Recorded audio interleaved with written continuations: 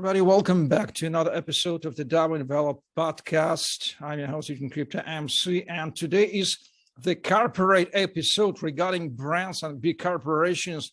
We are moving slowly from Web2 to Web3. And please welcome in English and in Italian. My today's guest is Marco Giacalone. He's Global USA Brand Director of Procter & Gamble. You are not mistaken. And he's a game changer, turnaround innovation, digital transformation, and he's also an NFT and Metaverse lover. And if you carefully look on his LinkedIn profile, he makes a call to action like great marketer. Please ask me about my Bored Ape profile picture. And this is the starting question. Marco, welcome, buongiorno. And I'm asking you about your Bored Ape profile picture. How did you get into the blockchain space? Thanks so much for inviting me. It's really great to be here and a little bit, share some stories and how we think about Web3 with all your community. Answering to your question, let's tell a little bit of a story. So, how I get started on Web3? For me, it was really about the people $69 million what the fuck moment. Because back last year in March and April when this happened, I already knew about blockchain and crypto and NFTs, but that was one big moment, right? Many people who think that if NFTs will really thrive, that will be like an historical moment, like not now, but in 10, 20, 30, 40 years from now. And I think that this is really because it opened up a lot of opportunities and a lot of people started to get curious like me. So basically I started with that.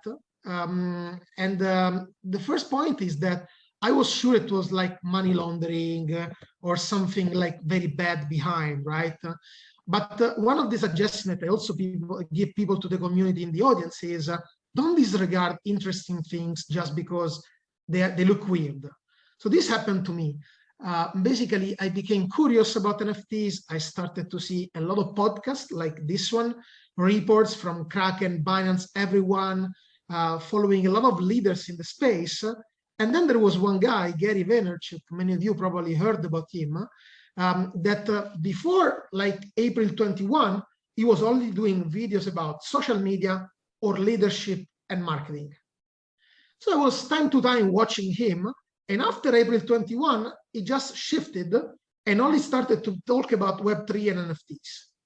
So for me, it was a second moment where I said, all right, there was this incredible sale from Sotheby's or Christie's. Then there is this guy that only talked about it. And before it was only about business and leadership and social media marketing and so on. Maybe there is something going on. So I started to, learn more and more and more, until I started also to experiment, because for me, if you don't have skin in the game, you probably lose passion, right? So I also did my first investment. My first mint was actually different from Gary Vee. I got two, and then there was a third moment for me because I spent on these two tokens, these two NFTs, 1.5 Ethereum. Back in the days, it was $3,000, 3,000 euros. So not much, but still, it was a little bit crazy, like on a JPEG, spending 3,000, 4,000 euros. After 10 days, there is a person writing to me, I did not even remember how he found me, and says, I really like your Maltese dog NFT. I'm offering to you 6.5 Ethereum. And in that 10 days, first of all, Ethereum went to 3,000. So basically, I was having a 4x my investment. Of course, I was sure it was a scam, right? There are a lot of bad people in this space right now. So I was like doing all my checks, but then the guy said, okay, I'll pay you first. I received the money. And with that money, actually, I did get my 3 Bored Apes after that. So right now, I only have one. With time too, I sold. But, it was the start of an adventure for me. Then it was an angle of investment. I started to participate, learn, do my studies, got excited. But as I was doing the investment angle that has a lot of speculative sides of it, I discovered something else, which is from, my path was from the sale to big learners and influencers in the space, to investments, to thinking that is a revolutionary technology. I think we are going to talk it today, so I don't want to spoil it, but If I started from the investment and it did very, very well, I'm staying because I believe the technology is much more. It's going to change our world. I see a world that is on a tokenization trend. And I believe that the impact on NFT is going to be as big as what internet did in 95 and 97, right? So there will be peaks and valleys, there will be speculative moves, but the technology is revolutionary, is here to stay. So this is a little bit my story. Yeah, I totally agree with you because as I'm not mistaken, we are belonging to the generation who saw the birth of the internet from its zero scratch. Yes. So we remember what the world was looking like without internet, and we do understand that now we are in the 90s of the internet. Correct. And this Correct. And actually, I'm actually leaving PNG because I see this revolution so big that I want to dedicate my time full time on Web3 and NFTs. Because what I did is I call it a no regrets mindset, which was exactly to your point that you just discussed. If I imagine that I was in the position I'm now, and it's 94, and the internet is coming, I asked myself of 20 years ago, what would you have done? And the answer was very, very simple. I would have tried to go in that train, learn, discover, be part of it, try to build a legacy. So this is another train of technology revolution. And I said to myself, I'm not going to lose this one. Well, from my side, you are the unique person because you belong to two contradictory worlds. The first world is top-down hierarchical world of corporations, and in details how it works. And the second world is the world of Web3. It is open, it's borderless, it is bottom-up. Isn't it hard to combine these two types of mindset in your head? Are you in a good sense schizophrenic? It's like a schizophrenia, no? Absolutely. No, I think you're raising another point, which is if you talk about the individuals, they have different, propensity to being risk taker, being learner. I call it, probably they are part of what not me, but everyone call growth mindset, which is my opinion is the most important skill that determine the potential or determine your open mind, right? So I think that the specific answer to your question is it really depends on you, on how much you are ready to grow yourself, to take an innovation path, how much you are a risk taker, and also how much you want, build a legacy in what you think is going to come. So it's part of vision as well. I believe that, the kind of corporation, if you enlarge the discussion from the individual to a little bit step back and think about the corporation, I believe that these are acting in probably three different ways. And it's not only with Web3, but with all huge innovation. Now, this happens the same way. So I'm not myself discovering this, but you have some corporations that are going to be the pioneers because they're probably driven by some of the individuals at a good high level that are also pioneers. They probably have a CMO or a CIO that is really passionate and thinking about the new trends and see that Web3 is here to stay, right? One example is Gucci, I believe, because, it's not really a big corporate like a P&G because it's fashion and luxury is more cool, but, it's a huge reality, it's a huge brand, like billion-dollar brand all over, et cetera, but they are not afraid to take risks. They were within the first to have a collaboration with Fortnite Group, with Balenciaga. They have this whole department, they call it Gucci Vault. I had the opportunity to discuss with them a couple of times.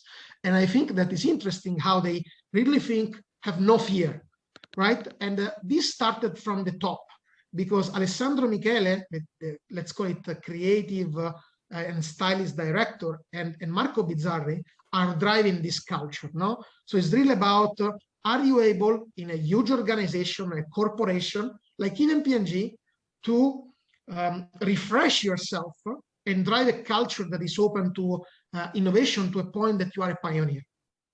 The second bucket of companies, of individuals, the end companies are made by individuals, is the tester learner.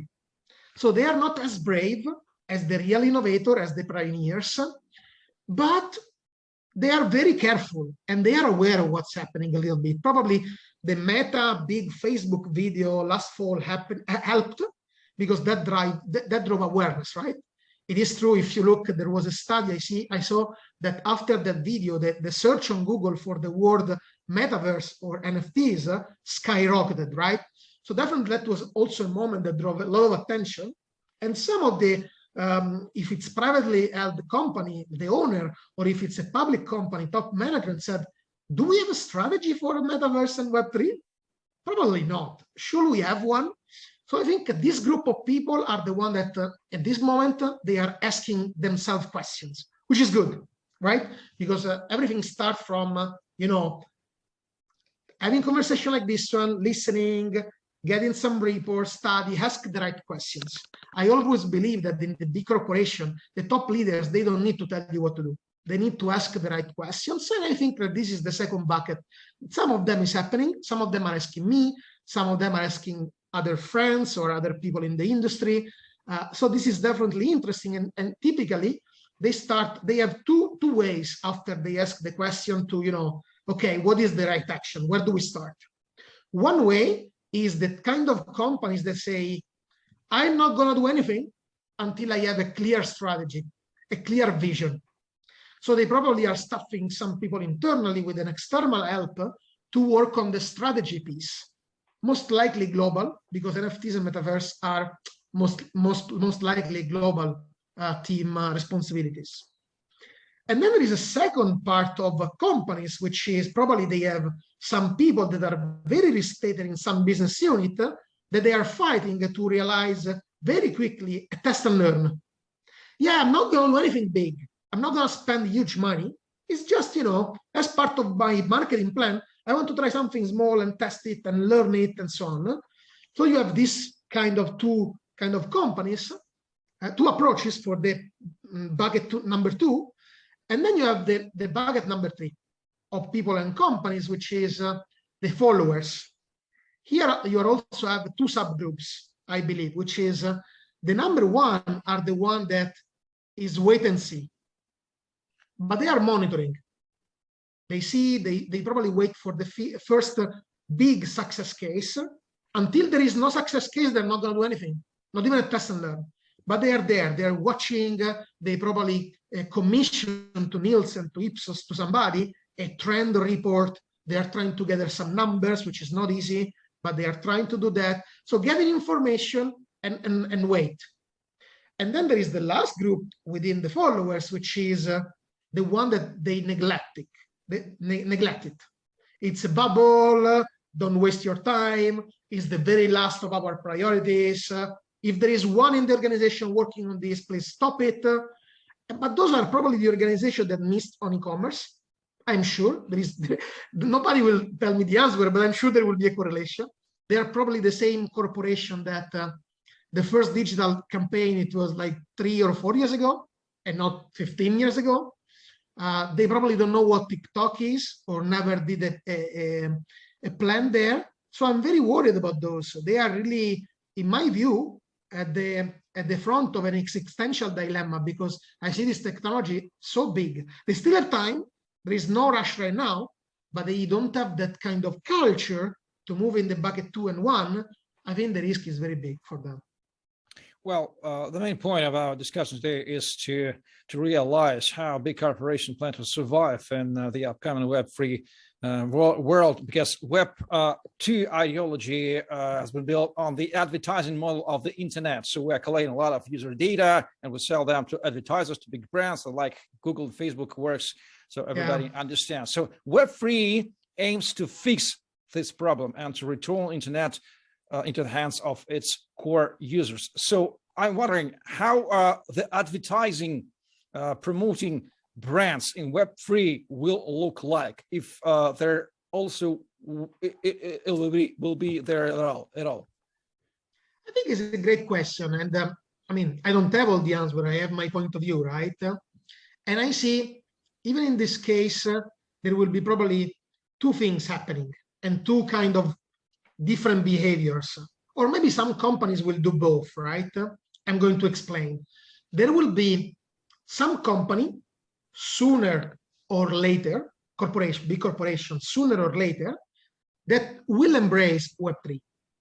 Embrace meaning really that they will try to live it at the fullest and, you know, bring the culture and shape the way they build the brands, at least with that kind of audience.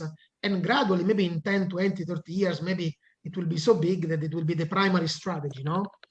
And for those kind of brands, probably there are two things that they can do. One is really shift the mindset from selling your brand into co-creating with your consumer, with your build a community around your brand, because there are a lot of brands even today that they are love marks that people really love. Like imagine, like, you know, okay, the typical example is Apple, or brands that if there is a new release of a new product, you have these long queues and people like waiting for that, right? So they need to shift the mindset, and they are going to have powerful tools like NFTs or Metaverse or other things to really build a community and co-create with them, launch new products together with the community, and maybe reward the community that contributed to that in some ways, right? Because they participated. Even inside Web3, and even without going too far of, you know, okay, Marco, but this is not going to happen in the next 7 years. Maybe, let's see, but I agree with your point. Another way to be Web3 native is that, yes, you're not going to have access to people data, right? Because today you can access really everything about myself. You know that I'm Marco Giacalone, that I'm in Italy or Switzerland or whatever, etc., right? But on the other side, the wallet, I don't know if the people in the audience of this podcast are so familiar, but the wallets in the NFT world and in the blockchain are going to be transparent and visible to everyone. So let's imagine a corporation that for any reason want to target on a marketing activation the Bored Ape Yacht Club holders. This is going to be super easy to be done, right? By the way, some of the luxury collection are trying to do this already, like for example Gucci. And maybe you don't know from that wallet that I'm Marco Giacalone, I live in Switzerland, I am 35. But you can know a lot of things. You know that I'm a Bored Ape Yacht Club holder, that token has a minimum price, so my wealth is, you know, whatever you can estimate. You know that I'm probably proud to be part of that kind of community. That community is going to have events. There is a Twitter profile of that community you can target very easily, or a social profile, because these communities are growing in social as well. So there are a lot of ways that is a different way, but you can still profile and target members based on the NFTs that they own. Let's imagine that I start collecting NBA NFT, football NFTs, like all sports NFT. It means that I'm a sport lover like no tomorrow. So maybe once again, you don't know a lot of things today, but you can see a lot of my behaviors. And because I invested in the NFT, in that NFT, those behaviors are going to be much more precise than the data that we see today. Because the data that we see today, there are a lot of bots, there are a lot of you know, behaviors that are tricky in the data. The moment that you have certain wallets with those numbers, those investments, spend that money, you're going to profile in a digital world some wallets behind people in a much more precise way. So it's an evolution, right? So this is the Web3 way, and I know I'm talking a lot, but there is a Web2 way, which is, you know, probably once again, I have the fear that they will find a way to probably start asking data, even if to unlock experiences, right? Like email or things and so on. But I really hope we will not get there. Well, so you mean the marketing may become more 100% targeted, 100% targeted, because we know the address, we know how many NFTs and what exact NFT he owns. Okay, so I got an idea. So the metaverse is another buzzword. It is so attractive for advertising because it looks so similar like the real world looks in. So we have, if you have a building or a wall, or a classroom, for example, it's a huge temptation to put an advertising there. But people do not go into the metaverse to see on ads, and this is the problem from my side. How would you suggest to solve this task? I think the question is incredibly fair, right? And I don't know if my answer is you're gonna like it, but I see the same with what happened with social media. If you watch the movie The Social Network, or even if you didn't watch it, you just remember, right?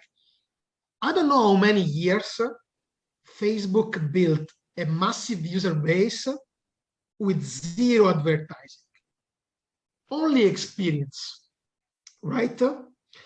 And the short answer is, I believe the same thing is going to happen with this new evolution, right? So at the beginning is really about the experience needs to be fantastic, and if there will be advertising, is not going to be really noticeable, because otherwise you kill that experience, right? But then with time, like for social media, there will be native, non-invasive ways that might not even exist today that will be very cool for brands to still have brand building. I will not even call it advertising, but brand management, right? If I try with you, I don't have all the answer, but if I try to think, right, from what I know today and what is available today, I will still go through the marketing funnel. I'm a marketing guy, right? I'm a CMO or ex-CMO or managing director of P&G, and I still think with the funnel in a simplified way: awareness, consideration, and closure. So let's play. I'm not saying this will happen. I'm just saying that there will be native ways that will make the experience totally great for building brands. And now I'm trying to, think with you and brainstorm. So for the awareness, probably you're already seeing in some location of great metaverses, things like billboards, or another thing that brands are trying to do is partnerships with the influencer and creators, that they have the organic mass people that go to them because they maybe have a video game or they have a great experience, right? And then brands that try to do collabs. For example, RTFKT, that then was acquired by Nike, but even before was trying to do collaborations and with other influencers and bring people there, so you can really build brands in that way. So number one, billboard and impressions. We still need to see in what way, right? Second is partnerships with creator and influencer. And third one, we see a lot of special events. So imagine all these, big DJs that try to do big events, like even DJ in the metaverse. They are probably going to be sponsored by some brands, or maybe hosted by the brands, et cetera, et cetera. So this for awareness. For consideration, I think consideration in the digital space, even more in the metaverse, is going to be about engagement. I see a lot of young brands probably start to experiment in a little bit of gaming, so gamified experiences. I'm not saying that every brand will develop a Ubisoft video game. No, that's not going to happen. But small games to entertain, to engage. For example, P&G did something. It's called Beauty Sphere. Some people can check it if they want. P&G Beauty Sphere is not a real metaverse. It's not inside the Decentralized sandbox, but it's a 3D immersive experience where you can really experience the brand in a completely innovative way that you cannot do on a website, or even a video with a boring video cannot do. So you are like an avatar, you are going around, there are botanical gardens, and basically what the P&G beauty brands wants to tell you is how they try to be sustainable and respect the nature and still find the best ingredients for the best products for you, right? They're not selling you anything. They're just telling you, this is our purpose. This is how we really want you to experience what is on the backstage, right? And last is closure. Closure, you can have a showroom in the metaverse. You can buy directly there. There is a fantastic concept. Maybe we'll discuss it later, maybe not, but it's about, I hear a lot to talk about token-gated e-commerce. Shopify as a new department that does specifically that, because then brands, based on what NFTs you have, they can tailor the front end of the platform of the e-commerce based on that. back to the point of the targeting, right? So let's imagine that I am, no, I don't know, Bored Ape, or maybe I have an NFT of a Ferrari, then maybe that brand will show me something that is probably colored in red and it's a luxury or something like this, right? So this is about closure. It's one example. Other example is they can run promotion based on that, et cetera, et cetera. So there will be a new typical marketing funnel, but in a new technology way with different opportunities, I think. Yeah, I got you. You know, I would love to ask you about how brands may utilize NFTs as a tool for their marketing purposes, and perhaps the most is a strategy existing for fashion brands, because digital fashion has always existed in the metaverse. And if you wear, let's say, a Prada coat or jeans from another good brand, we may wish to wear the same brand in the metaverse as the digital. And this is when NFT comes into the space, and the digital fashion brands, without my help, how they are looking. So, but going beyond digital fashion brands, how perhaps Procter and Gamble may utilize NFT in general for their marketing purposes. Do you have any ideas? I know you have. Share with us. No, absolutely. And here you see once again, my brand building mindset with this kind of question, which is how do you grow brands, right? To make it simple, there is a whole theory. This is not the purpose of this podcast, but to keep it simple, brand to grow needs to do 4 things. Trade in new consumer, trade them up to maybe more premium products, or like to make them spend more in the right way by still delivering value, the winning value. Trade across by developing new product and services that maybe you were not doing before, but you can extend them and try to increase the basket size of consumer spending on your brand, on your company. And then loyalty. Like, I'm trying to very simplify it, but this is the recipe to grow a brand. Any brand, P&G, Pepsi, Mars, Coca-Cola, whatever you want, right? Even luxury, they don't call it in this terminology, but the strategy is the same. So when it comes to that, I believe that companies should try to leave NFTs and do it. They can do it if they do it in the right way. I think they can definitely serve the purpose of doing all these 4 things. I'll give you an example. So first of all, if an NFT project is structured, strategized in the right way, it can definitely appeal a target consumer group that many big brands today are probably forgetting. Gamers, crypto lovers, young Gen Z that are trying, to change the mindset from, arrogant brands to brands that are much more close and want to co-create and shape the future together. They are probably purpose inspired, right? So if an NFT drop is done for them in mind, in the right way, you have, first of all, an incremental penetration opportunity, an incremental reach that is like no others before. I mean, not like no other, but it's definitely very meaningful. Nowadays, on a global scale, but then with time, it's going to become regional and then even local with time, right? The second one is that you can definitely find a way back to the trade across through NFTs to offer new product and services. So the second thing that brand can do is sell the NFT for an incredible value because it's going to unlock things that the brand did not do before. So like, for example, the easy way is in the fashion, right? You're going to have the avatar, you want to have a bag, a Gucci bag for your avatar, or the Gucci jacket for your avatar.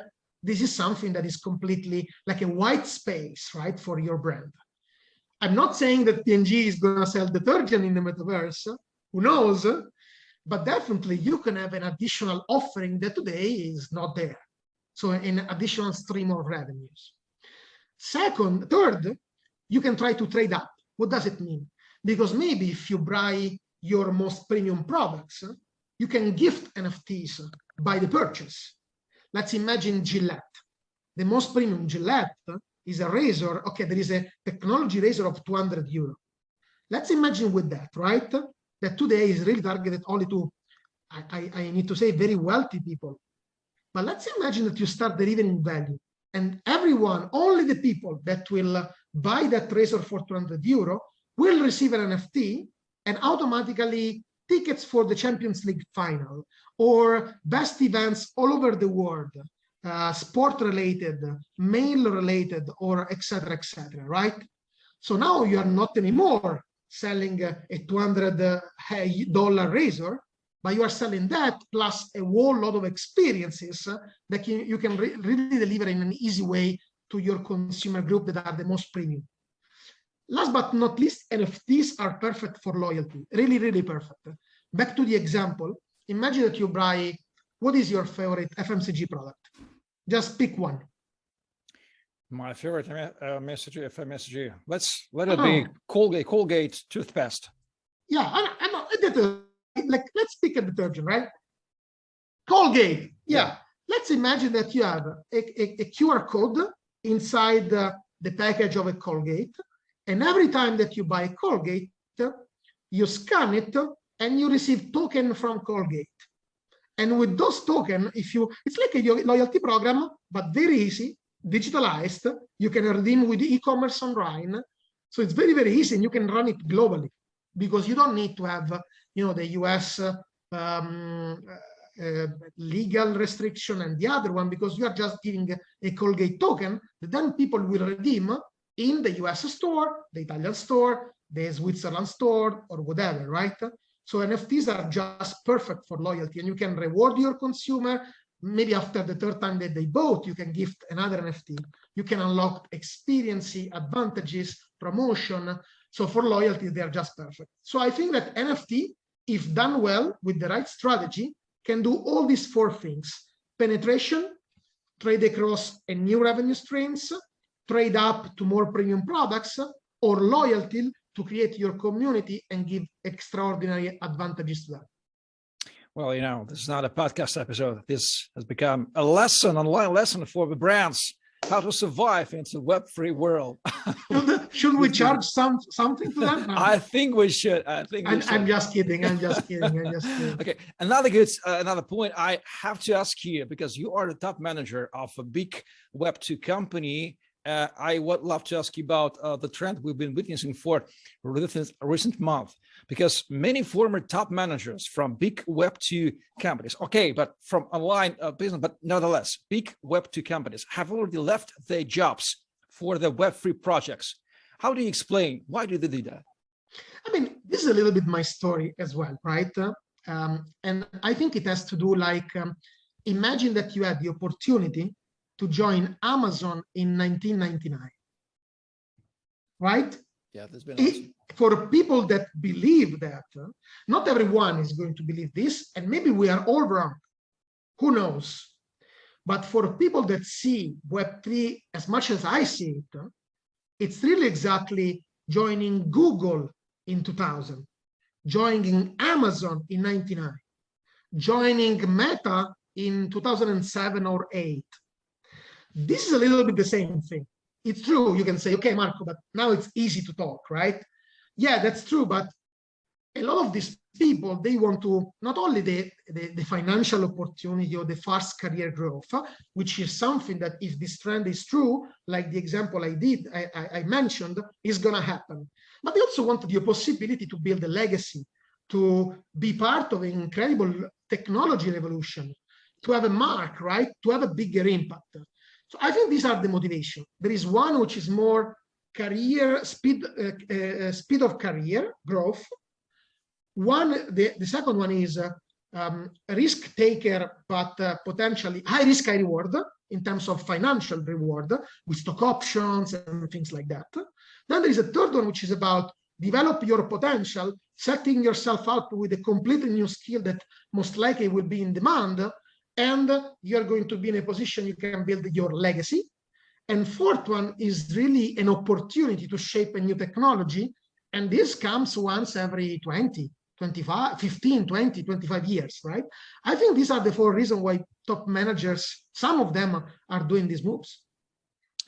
I do remember that first time I visited the internet website in my when I was studying in university in 1998, and it was boring sort of entertainment. And if I did know how internet would have looked like, for example, in 2015, when Facebook, social media, and so on and so forth, and honestly saying, I have missed the first Web 2 generation of the internet, and I regret of that, and I didn't want to miss the Web 3, and that's why I joined Web 3 movement in 2017. I'm staying here, and I'm totally excited. So another good point, Marco. What are your main thoughts on decentralized autonomous organizations? Because they are also people. Will they compete, for example? And they've been competing for big minds, for managers. It's the fact now. Will they compete with corporations, these DAOs, for talented people, for example? So I love the concept of DAO. It's fascinating, it's incredible. And I know if the people in the audience knows well enough, but DAO stands, as you said, for decentralized autonomous organization, which is in a simple way, people that get together over a vision, a purpose, or a project, and co-build it and co-create it based on the token that they have, or the NFTs that they have a voting, etc., etc. So it's really participative, and you don't need, in most of the cases, the venture capital or things, because you have put so many people, a large number of people, 1,000, 2,000, 10,000, 20,000 people, relatively wealthy together. So it's like self-funded by the group. And typically they have very ambitious goals, right? Either it's an incredible, huge video game, or it's a golf court co-managed by the members, or something even bigger. I myself have an investment DAO that I created, started with people that I know and friends, but it's now enlarging with people that is like-minded and want to create a digital art gallery and foster digital creator for a better future, right? So as a starting point, I'm really passionate, and I agree with you that there is a possibility that one day DAO will be like the next big thing, the next big corporation, right? Really decentralized. You don't need like bullshit, like you vote and so on, and the community wins and decide and move a project forward.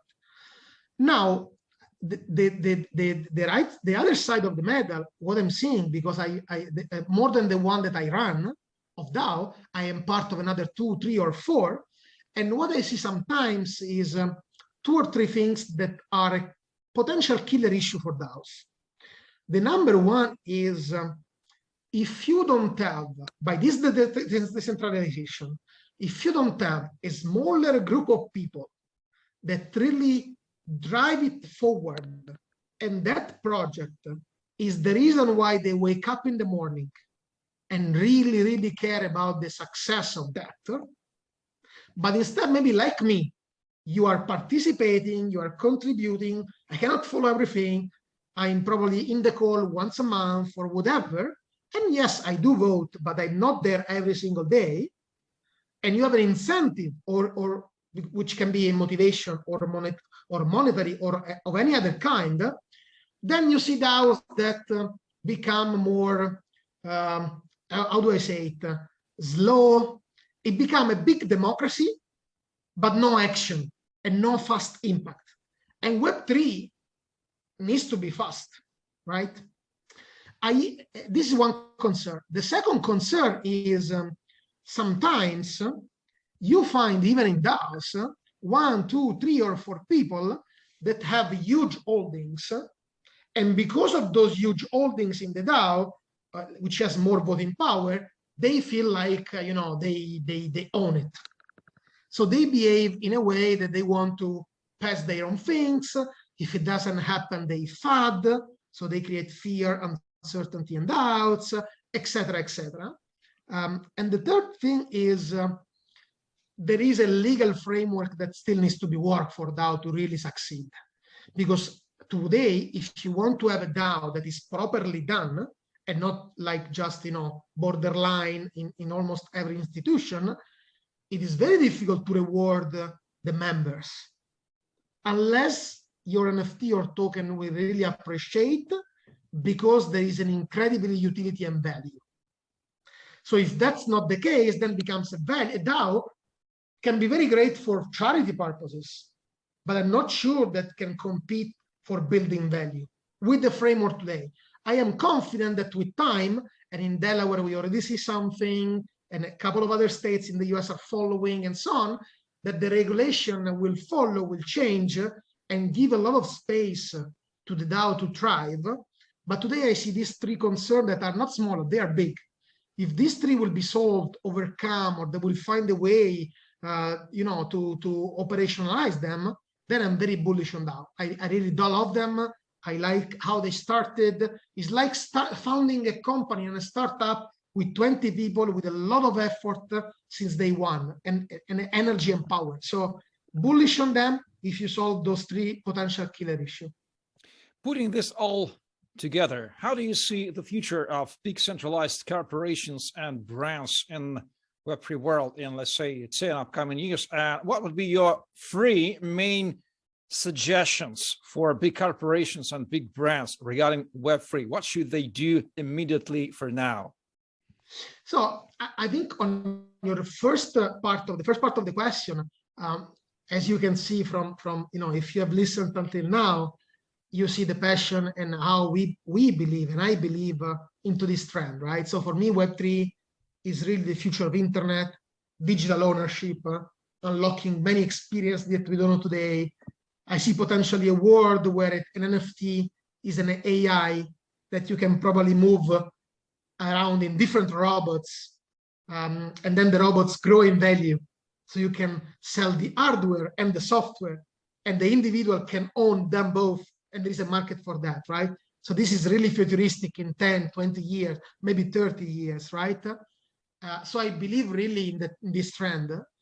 And what companies can do? I believe that in such big revolutions, the first set of action is about the culture and attitude. So I'm not going to answer your question with pre-action that they can do it tomorrow. If they want, and if there are some company listening, they can contact me or you or other people to be guided about that. But the three action for me is about really growth mindset and culture, which are not only for Web3, are similar to a lot of disruptive innovation, and are, the first one is fall in love with failure, right? So don't be afraid to try, test and learn, even if it's small, even if it's not the first drop going to be the one that, save your revenues at the end of the quarter. So that is not the approach, right? So don't be afraid to fail, fall in love with failure, and try, test and learn, develop the capabilities and the culture for the people in the organization that they can do that. The second one is think long-term. So there are a few brands that I'm observing with projects that are not test and learn for a vision, but are really like cash grab, they call it. Like, they want to extrapolate a little bit more money from consumer. They promise something, they might do it, but they don't really believe in it. This is not the way. This is not the Web3 way. You need to create that global community, see a vision. You can test and learn small, but with that vision in mind. So think long-term, not short-term. The third one is empower. Empower your organization, because typically this disruptive innovation, they don't do well if they follow the typical and long big corporation hierarchical level. So you might bring up to speed the top management because, sometimes if the project is global, your brand is exposed. I understand that. But you cannot have several reviews with all the layers with the typical approach. You need to be agile, you need to be fast, you need to try, correct, do it again, fail again, correct it. So you need to create, in my last opportunity and job in P&G, I really created the small innovation lab. So small speed teams, task forces, very small, of people with not a lot of other responsibilities, not the quarterly result pressure, that they are there to realize this breakthrough with not a lot of pressure, and create this culture and capability. You can empower the younger people, and then you guide. So the top management in this kind of things like Web3 should not be top management, but should be mentors. So turn yourself, this is a message for the CMOs. If you want to try and really do it well, turn yourself into a mentor for small task forces that are tasked with really experiment and be bold and you know, don't give a fuck if they fail. Excellent. I love the emotions. And 3 final questions regarding your personality, Marco. What is your personal strategy in the world of Web3? How do you see and where do you see you regarding Web3 and let's say 10 years? No, I think there are many opportunities now for me, for an individual that wants to keep growing and so on. There is definitely the first opportunity. So instead of, you know, telling necessarily, I'm telling you what I'm working now, no? Because I see those opportunities. There is one which is really about, once again, investment DAOs or putting together like-minded people to realize some investment in NFTs and Web3 in a way that before it was not possible with startup, that many times the good ones are like locked by VC very often, very soon, while here you can do it, right? So there is a whole investment side that I think is going to be big. And it's more individual, more small groups. It's very digital, very quick, and there are no barriers to do it. Then there is a second one, which is more on the creator sphere of opportunities, right? And here there are a lot of industries that are going to be disrupted, almost all of them. But like think about, you know, art, music, brands like we discussed, with a lot of new jobs that are going to appear there. So a lot of brands are, the forward-thinking companies are trying to staff the chief metaverse officer role and with a team below. So these are a great set of opportunities. Or you can create as a digital artist, or you can run Web3 projects with a small group of people, right? So I'm also involved on a very promising Web3 project which wants to completely step change the future of prediction games and betting at large, right? So this is a second bucket, not like be involved in project and find your bigger bets in terms of the industry that will be disrupted the most. Art, music, everything that has an IP, brands are going to be the first where I would start.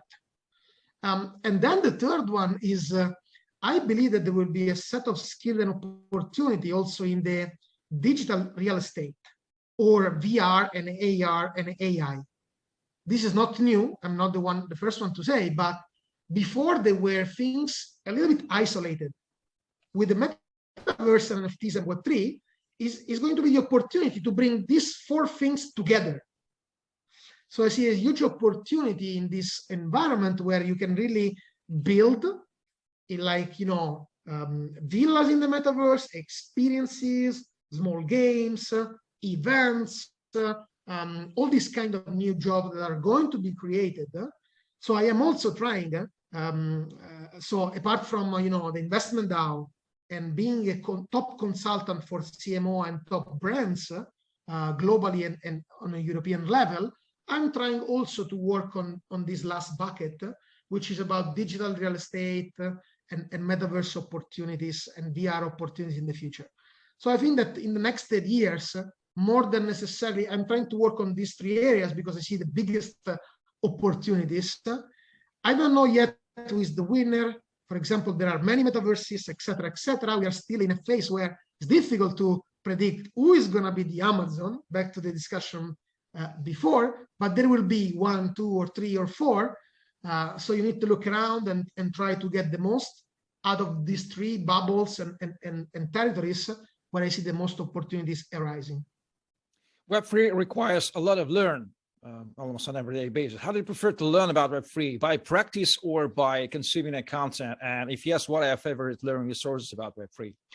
No, I think you need to do both, definitely. There is no doubt, because as I explained at the very beginning of the podcast, at the beginning, I was studying a lot without doing anything. But then I needed a little bit more skin in the game to really go in deep and understand it more and more. Because if you have an interest, economic or time-wise, then you really give your best. At least this is me, right? other people can be different. In terms of sources, definitely, podcasts like this one, or there are others there is Modern Finance that talks about many things, but when they talk about Web3, NFT, and Metaverse, the content is great. The Defiant, I like it a lot. It's from UK, and the guy is really great. Maybe a little bit, if you're already experienced, not really like from the basics, but interesting. There is Raoul Pal and Real Vision. There are some content that are for payment, but a lot of content that are free, and they are amazing. He started a lot with crypto, not NFT and Web3, but now recently is accelerating there. So there is a lot of new content on Web3 and NFTs there, which is very powerful. There is 1:37 p.m., which is a website that is like a blog, or they do Medium articles and videos and interviews, which I like a lot as well. And last, I said it at the very beginning, if you're really passionate, I would watch any single Gary V video from April 21 to today. Excellent. And finally, Marco, what's the best way to follow you on the internet or to reach you with business proposals from Web3 project, if you are open for that? Oh, I'm very open, especially if there are, brands for the consulting or investment for my DAO. These are the two things that are, very open to meet new people interested. I will be very happy, to get in contact with some of the people. I think for business purposes, LinkedIn is probably the best. Marco Giacalone. I think my email there should be public. Otherwise, I read almost every private message on LinkedIn. If instead you want to follow me for my Web3 investments or how I think about it, I do post on LinkedIn. Otherwise, Twitter, and my alias on Twitter is Giacastyle, @Giacastyle. So these are the two ways. But very happy. WAGMI spirit. We are all gonna make it. So reach out to me for even just simple question. I would love to start a chat and know each other. So I really appreciate it. You may find the links on Marco in the description of this video. This has been an amazing, fascinating, and extremely educating and historical individual episode ever I did in this podcast. So Marco Giacalone, the Global USA Brand Director of Procter & Gamble and Eugene Crypto MC from Envelop with you. Thank you for watching and listening. Please like, subscribe, share, join the Web3 movement, because it is totally open area and realm. There's no cooperation, no requirements, no permission you need, just your wish. And please join to our Envelop community, subscribe to our YouTube channel, join our Telegram chat, become the ambassador of Envelop, and let's build Web3 together like we've been doing, me and Marco. Thank you very much, Marco. Thanks so much for inviting me, and thanks so much to everyone that will listen. Have a great one. Blockchain, BLOCK chain. Digital money, smart contracts, NFT, IDO, decentralization, transparency. So many opportunities, but so many challenges. Some financial manipulators, by their actions, confuse blockchain solutions and block their development. The idea that the blockchain should bring copyright and royalties protection to the next level is quite old. But the realizations of these ideas are not perfect at all. There is another problem of determining the value of a particular cryptocurrency or NFT. These and other problems need to be solved. Fortunately, the blockchain infrastructure is evolving. My name is E, Mr. E, and I represent the Envelop project. Many things have already been invented in the blockchain today. Tokens, smart contracts, platforms for creating your own coins, NFTs, exchanges for buying, selling, and exchanging all these blockchain resources.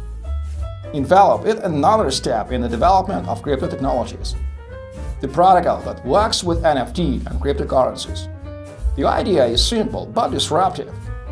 Let's assume you have an NFT, Bitcoin and Ethereum. Using the Envelop protocol, you can wrap the original NFT accompanied with several tokens.